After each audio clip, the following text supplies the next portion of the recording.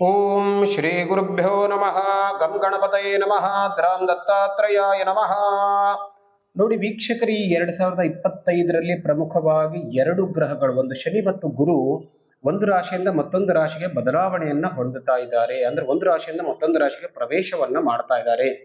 ಅದರಲ್ಲಿ ಇವತ್ತಿನ ದಿವಸ ನಾವು ಶನಿ ಯಾವ ರಾಶಿಯಿಂದ ಯಾವ ರಾಶಿಗೆ ಪ್ರವೇಶವನ್ನ ಮಾಡ್ತಾನೆ, ಅದರಿಂದ ಯಾವ ಯಾವ ರಾಶಿಯವರಿಗೆ ಶುಭವಾಗುತ್ತೆ, ಯಾವ ರಾಶಿಗೆ ಅಶುಭ ಫಲವನ್ನ ಕೊಡ್ತಾನೆ, ಅದರ ಪರಿಹಾರವನ್ನ ಈ ರಾಶಿಯವರು ಯಾವ ರೀತಿಯಾಗಿ ಮಾಡ್ಕೊಳ್ಬೇಕು, ಇದೆಲ್ಲ ಸಮಗ್ರ ಚಿಂತನೆಯನ್ನ ಮಾಡ್ತೇವೆ. ತಮ್ಗೆಲ್ರಿಗೂ ಹಾರ್ದಿಕವಾದಂತಹ ಸ್ವಾಗತ. ವೀಕ್ಷಕರೇ, ನಮ್ಮ ಚಾನಲ್ ಅನ್ನ ಸಬ್ಸ್ಕ್ರೈಬ್ ಮಾಡದೇ ಇದ್ರೆ ಮರೆಯದೆ ಸಬ್ಸ್ಕ್ರೈಬ್ ಮಾಡಿ, ಬೆಲ್ ಐಕಾನ್ ಅನ್ನ ಪ್ರೆಸ್ ಮಾಡಿ. ಅದರಿಂದ ನೀವು ನಮ್ಮ ದತ್ತ ಚೈತನ್ಯ ಫೌಂಡೇಶನ್ ಅಲ್ಲಿ ಅನೇಕ ಉಪಯುಕ್ತ ಒಳ್ಳೊಳ್ಳೆ ವಿಷಯವನ್ನ ತಿಳಿದುಕೊಳ್ಳಿಕ್ಕೆ ಸಾಧ್ಯತೆ ಇದೆ. ವಾಸ್ತು ವಿಷಯಕ್ಕೆ ಬೇಕಾದಂತಹ ಯಾವುದೇ ಸಂದೇಹ ಇದ್ರೂ ಕೂಡ ಆ ಪ್ರಶ್ನೆಗೆ ಉತ್ತರವನ್ನ ನಮ್ಮ ಚಾನಲ್ ಅಲ್ಲಿ ನೋಡಬಹುದು. ಜ್ಯೋತಿಷ್ಯಕ್ಕೆ ಸಂಬಂಧಪಟ್ಟಂತಹ ವಿಷಯ, ಎಲ್ಲ ಮಾಸ ಭವಿಷ್ಯವನ್ನ ಕೂಡ ನೀವು ತಿಳ್ಕೊಳ್ಳಿಕ್ಕೆ ಸಾಧ್ಯತೆ ಇದೆ. ದಯವಿಟ್ಟು ನಮ್ಮ ದತ್ತ ಚೈತನ್ಯ ಫೌಂಡೇಶನ್ಗೆ ಭೇಟಿ ಕೊಡಿ. ನೋಡಿ, ಇವತ್ತಿನ ವಿಷಯ ಅಂತಂದ್ರೆ ಶನಿಯ ಬದಲಾವಣೆ. ನಾನಿವತ್ತು ಶನಿಗೆ ಸಂಬಂಧಪಟ್ಟಂತ ವಿಷಯವನ್ನ ಹೇಳ್ತಾ ಇದ್ದೇನೆ. ನೋಡಿ, ಮಾರ್ಚ್ 29, 2025ರಂದು ರಾತ್ರಿ 9:40 ಶನಿ ಕುಂಭರಾಶಿಯಿಂದ ಮೀನರಾಶಿಗೆ ಪ್ರವೇಶವನ್ನ ಮಾಡ್ತಾನೆ.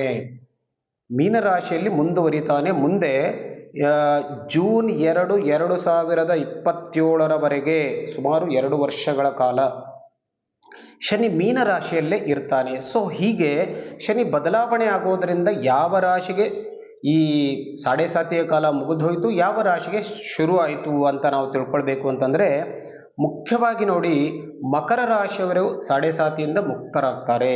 ಅವರ ಸಾಡೆ ಸಾತಿಯ ಅವಧಿ ಮುಗಿದೋಯ್ತು. ಇನ್ನು ಸ್ಟಾರ್ಟ್ ಆಗೋದು ಅಂತಂದ್ರೆ ಮೇಷರಾಶಿಯವರಿಗೆ ಶನಿಯ ಸಾಡೆ ಸಾತಿಯ ಕಾಲ ಪ್ರಾರಂಭ ಆಯಿತು ಅಂತ ನಾವು ತಿಳ್ಕೊಳ್ಬಹುದು. ಹಾಗಾಗಿ 3 ರಾಶಿಯವರಿಗೆ, ಒಂದು ಕುಂಭರಾಶಿಯವರಿಗೆ, ಮೀನರಾಶಿಯವರಿಗೆ ಮತ್ತು ಮೇಷರಾಶಿಯವರಿಗೆ ಸಾಡೆ ಸಾತಿಯ ಅವಧಿ ಇರುತ್ತೆ. ಇದರಲ್ಲಿ ನೋಡಿ, ಮುಖ್ಯವಾಗಿ ಮೇಷರಾಶಿಯವರಿಗೆ ಪ್ರಥಮ ಹಂತ ಅಂತಂದ್ರೆ ಮೊದಲಿನ 2.5 ವರ್ಷ ಸ್ಟಾರ್ಟ್ ಆದ ಹಾಗೆ. ಅದಾದ ನಂತರ ಈಗ ಮೀನರಾಶಿಯವರಿಗೆ ಅವರದೇ ರಾಶಿಯಲ್ಲಿ ಶನಿ ಇದ್ದಾನೆ ಮಧ್ಯಮವಾಗಿ. ಅಂದ್ರೆ ಈಗಾಗಲೇ 2.5 ವರ್ಷದ ಕಾಲಾವಧಿ ಅವರಿಗೆ ಮುಗಿದು ಹೋಗಿದೆ. ಇನ್ನು ಕೇವಲ 5 ವರ್ಷ ಮಾತ್ರ ಉಳ್ಕೊಂಡ ಹಾಗೆ. ಇನ್ನು ಕುಂಭರಾಶಿಯವರಿಗೆ ಅಂತಂದ್ರೆ ಇದು ಕೊನೆ ಚರಣ. ಅಂದ್ರೆ ಕೇವಲ 2.5 ವರ್ಷ ಮಾತ್ರ ಇನ್ನು ಸಾಡೆ ಸಾತಿಯ ಅವಧಿ. ಅದರಿಂದ ಆಗುವಂತಹ ತೊಂದರೆ ಇದೆಲ್ಲವೂ ಸಾಧ್ಯತೆ ಇದೆ. ಸೊ ಈ 3 ರಾಶಿಯವರಿಗೆ ಸಾಡೆ ಸಾತಿಯ ಒಂದು ಕಾಟ ಅಂತ ಕೂಡ ಹೇಳ್ಬಹುದು. ಅದರಿಂದ ಏನು ವಿಶೇಷವಾಗಿ ನೀವು ಭಯ ಪಡುವಂತಹ ಅವಶ್ಯಕತೆ ಖಂಡಿತವಾಗಿಯೂ ಇಲ್ಲ. ಶನಿ ಎಲ್ಲರಿಗೂ ತೊಂದರೆ ಕೊಡ್ತಾನೆ ಅಂತ ಹಾಗೆ ಖಂಡಿತವಾಗಿ ಮನಸ್ಸಿನಲ್ಲಿ ಇಟ್ಕೊಳ್ಬೇಡಿ. ಯಾಕೆ ಅಂದ್ರೆ ಜ್ಯೋತಿಷ್ಯ ಶಾಸ್ತ್ರದ ಪ್ರಕಾರ ಶನಿ ದಂಡವನ್ನ ಕೊಡ್ತಾನೆ, ದಂಡನೆಯನ್ನ ಮಾಡ್ತಾನೆ ಅಂತ ಹೇಳ್ತೆ. ಅಂದ್ರೆ ನಾವು ಮಾಡಿದಂತಹ ಕರ್ಮಕ್ಕೆ ಒಂದು ದಂಡನೆಯನ್ನ ನೀಡುವಂತಹ ಕಾಲ ಅಂತ ಹೇಳಿ ನಾವು ಸಾಡೆ ಸಾತಿಯ ಅವಧಿಯಲ್ಲಿ ತಿಳ್ಕೊಳ್ಬಹುದು. ಹಾಗಾಗಿ ಇದೊಂದು ರೀತಿಯಲ್ಲಿ ಶುದ್ಧಿ ಕಾಲ ಅಂತ ನಾವು ಹೇಳ್ತೇವೆ. ನಾವು ಮಾಡಿದ ಪಾಪ ಕರ್ಮಗಳನ್ನ ತೊಳೆದುಕೊಳ್ಳುವಂತಹ ಕಾಲ. ಹಾಗಾಗಿ ಈ ಕಾಲದಲ್ಲಿ ನಾವು ಒಂದಷ್ಟು ಖಂಡಿತವಾಗಿಯೂ ಕೆಟ್ಟ ಕೆಲಸಗಳನ್ನ ಮಾಡಿದ್ದಾದ್ರೆ ಒಂದಷ್ಟು ಕಷ್ಟವನ್ನ ಖಂಡಿತವಾಗಿಯೂ ಅನುಭವಿಸ್ತೇವೆ. ಇದರ ಜೊತೆಗೆ ಒಂದು ಅನುಭವದಿಂದ ಬಂದಂತಹ ಮಾತು ಅಂತಂದ್ರೆ, ಈ ಕಾಲಾವಧಿಯಲ್ಲಿ ಒಂದಷ್ಟು ಶಾರೀರಿಕ ಮತ್ತು ಮಾನಸಿಕವಾದಂತಹ ತೊಂದರೆ ಆಗೋದು ಗ್ಯಾರಂಟಿ. ಇದರಲ್ಲಿ ಯಾವುದೇ ರೀತಿಯ ಸಂಶಯ ಖಂಡಿತವಾಗಿಯೂ ಇಲ್ಲ. ಹಾಗಾದ್ರೆ ಇದರ ಪರಿಹಾರ ಹೇಗೆ ಅಂತ ಕೇಳಿದರೆ, ಶನಿಯ ಉಪಾಸನೆಯನ್ನ ಮಾಡ್ತಾ ಬನ್ನಿ.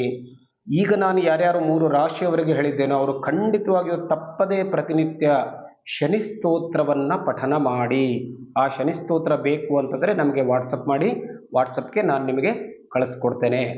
ಅದರ ಜೊತೆಗೆ ಪ್ರತಿ ಶನಿವಾರದ ದಿವಸ ಆಂಜನೇಯನ ದರ್ಶನವನ್ನ ಮಾಡಿಕೊಳ್ಳಿ. ಅದರಿಂದಲೂ ಕೂಡ ನೀವು ಶನಿಯಿಂದ ಪರಿಹಾರವನ್ನ ಮಾಡಿಕೊಳ್ಳಿಕ್ಕೆ ಸಾಧ್ಯತೆ ಇದೆ. ಅದರ ಜೊತೆಗೆ ನೋಡಿ, ನಮ್ಮಲ್ಲಿ ಪ್ರತಿ ಅಮಾವಾಸ್ಯೆ ದಿವಸ ಶನಿ ಶಾಂತಿಯ ಕಾರ್ಯಕ್ರಮವನ್ನ ಮಾಡ್ತಾ ಇದ್ದೇವೆ. ಅದರಲ್ಲೂ ಕೂಡ ನೀವು ಸಂಕಲ್ಪ ಸೇವೆಯಲ್ಲಿ ಭಾಗವಹಿಸಿ ಶನಿಯ ಕೃಪೆಗೆ ಪಾತ್ರರಾಗಲಿಕ್ಕೆ ಸಾಧ್ಯತೆ ಇದೆ. ಅಲ್ಲೂ ಕೂಡ ನಿಮ್ಮ ಅಂಶಾತ್ಮಕವಾದಂಥ ಒಂದು ಭಾಗ ಖಂಡಿತವಾಗಿಯೂ ಇರುತ್ತೆ. ಇದು ಈ 3 ರಾಶಿಯವರಿಗೆ ಆಯಿತು. ಇನ್ನು ಇದರ ಜೊತೆಗೆ ಪ್ರಮುಖವಾಗಿ ನೋಡಿ, ವೃಶ್ಚಿಕ ರಾಶಿಯವರಿಗೆ ಪಂಚಮ ಶನಿ. ಇದರಲ್ಲಿ ಒಂದು ಸಾಡೆ ಸಾತಿಯ ಅವಧಿ ಮತ್ತು ಪಂಚಮ ಶನಿ ಮತ್ತು ಅಷ್ಟಮ ಶನಿ ವಿಶೇಷವಾಗಿ ತೊಂದರೆಯನ್ನು ಕೊಡ್ತಾರೆ ಅಂತ ಜ್ಯೋತಿಷ್ಯ ಶಾಸ್ತ್ರ ಹೇಳುತ್ತೆ. ಹಾಗಾಗಿ ವೃಶ್ಚಿಕ ರಾಶಿಯವರಿಗೆ ಪಂಚಮ ಶನಿಯ ಬಾಧೆ ಶುರು ಆಗುತ್ತೆ ಏಪ್ರಿಲ್ನಿಂದ. ಅದರ ಜೊತೆಗೆ ಸಿಂಹ ರಾಶಿಯವರಿಗೆ ಅಷ್ಟಮ ಶನಿಯ ಬಾಧೆ. ಈ 2 ರಾಶಿಯವರು ಕೂಡ ಸ್ವಲ್ಪ ಶನಿಯಿಂದ ಹುಷಾರಾಗಿರಬೇಕು.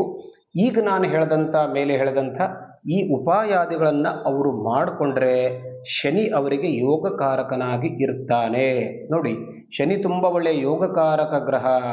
ಒಳ್ಳೊಳ್ಳೆ ಕೆಲಸವನ್ನು, ನಿಮ್ಮ ದೊಡ್ಡ ದೊಡ್ಡ ಕೆಲಸಗಳೆಲ್ಲವನ್ನ ಶನಿ ತನ್ನ ಕಾಲಾವಧಿಯಲ್ಲಿ ಮಾಡಿಕೊಡ್ತಾನೆ. ಹಾಗಾಗಿ ಶನಿ ಯೋಗಕಾರಕನಾಗಿ ನಮಗೆ ಪರಿವರ್ತನೆ ಆಗಬೇಕು ಅಂತಂದರೆ ನಾವು ಖಂಡಿತವಾಗಿಯೂ ಶನಿಯ ಉಪಾಸನೆಯನ್ನು ಮಾಡಬೇಕು. ಹಾಗಾಗಿ ಈ 5 ರಾಶಿಯವರು ಶನಿಯ ಒಂದು ಸಂಕಷ್ಟದಿಂದ ಪಾರಾಗಲಿಕ್ಕೆ ಈ ಉಪಾಯಗಳನ್ನು ಮಾಡಿಕೊಳ್ಳಿ ಖಂಡಿತವಾಗಿಯೂ